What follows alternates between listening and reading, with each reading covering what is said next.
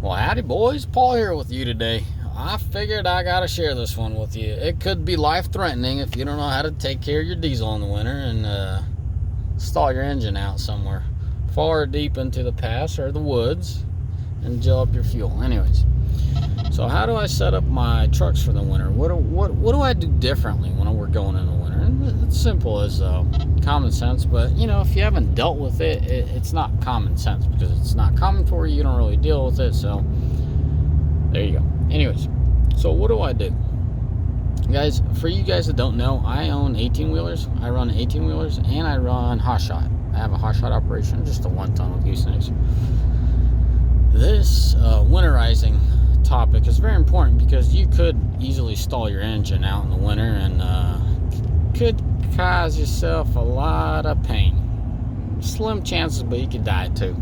All jokes aside, if you stall your engine somewhere far in the forest or far in the pass, and as generous as people are nowadays to pull over and help you, you might die from coldness. So no, all jokes aside, man, I wouldn't take this very lightly if you're a diesel owner. So first things first, we all know fuel, the diesel fuel, it gels up. So at a certain temperature, it starts gelling up, and you plug up all your filters and your engine stalls. That means no heat, no comfort, no movement, nothing. You are dead in the water. You got to find someone else to come out there and rescue you. So gelling is your number one concern that should be in the winter. Now, before you can even gel up your fuel or get anywhere, you got to make sure you have good tires. Common sense, but a lot of guys don't realize all seasons are not really true all seasons. Certain all seasons lean one way and versus the other ones lean another way. Like my regulars know, like if I buy a pickup in the winter and the all seasons that Ram puts on their trucks, shoot, I went the wrong way. Yeah, hook it back around. The all seasons that Ram puts on their truck is no good for snow and really cold weather. It's all seasons, man. What are you doing? You're pulling off brand new tires. You're putting another set of all seasons. Yeah, not all tires are created equally. So that's all I gotta say. So that being said, it's very important. Shoot, I forgot to call my buddy. I told him to call him right back. Sorry, guys. So you got the tires. That's very important. My guys know that in the summer, pretty much anything that holds air and is illegal tread depth goes, If it's rated for it, like I'm not very picky on the tires when it comes to summer. Now, when it comes to winter, most winters it was always Michelin. This winter it's 50-50. 50% of my pickups run Michelins, the other 50 run Coopers. Now the semis, I've had good luck with Michelins. I've also had good luck with other tires. So as far as semis go, just look at for some decent siping on the tread pattern and make sure you got some depth to that tread pattern so you can dig yourself out of a shoulder, something of that nature. Let me fix this camera. So tires, super important.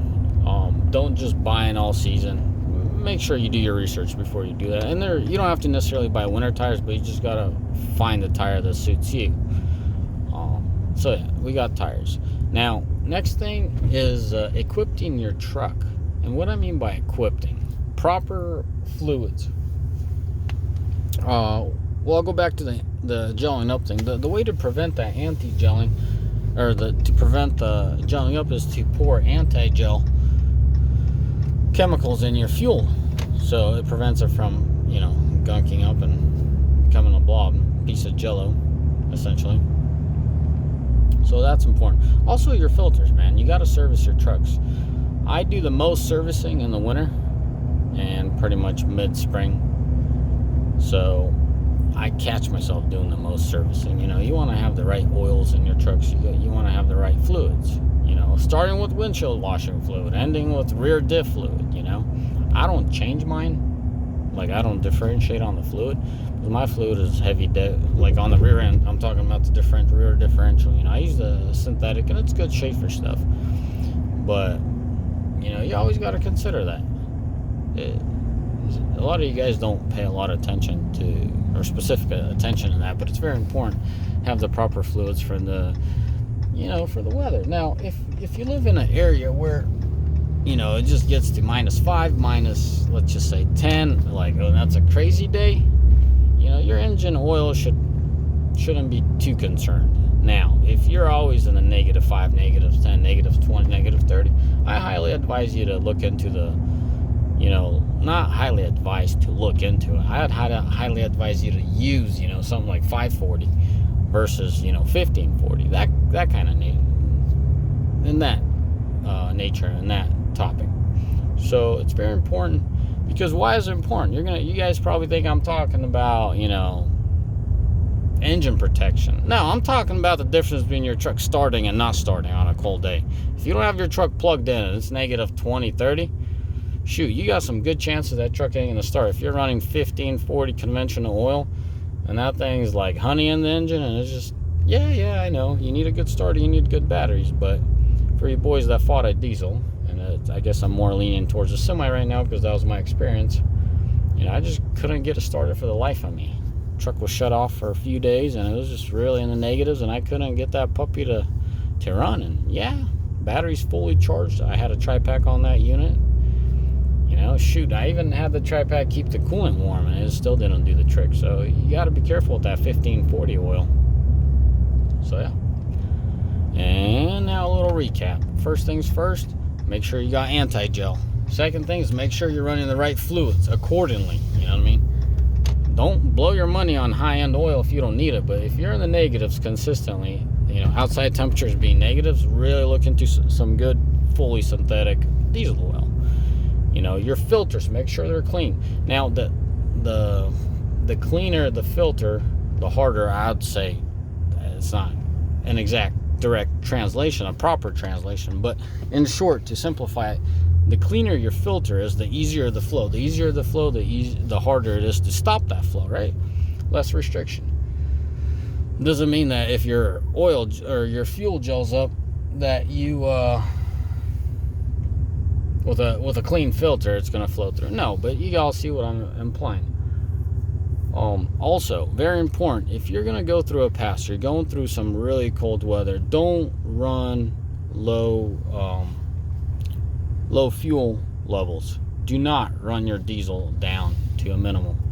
I mean, always have some decent amount of fuel in your tank. That's the best way to freeze up your fuel, is to run a little amount of fuel. So, you know, with those things, you know, obviously I mentioned tires, very important. So make sure your engine runs. To make sure the engine runs, you need good oil so it starts, and good filters, and anti-gel when it gets really, I tell my guys to start pouring in gel when you get into the teens, and I'm talking about like 10 degrees or lower.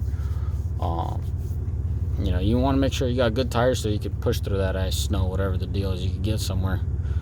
And not all seasons are created equal. You know, you don't really need a winter tire in some cases. I said in some cases, you know, in others you do. So according to your situation, and make sure your fluids are topped off as far as windshield washer, as far as fuel in the tank.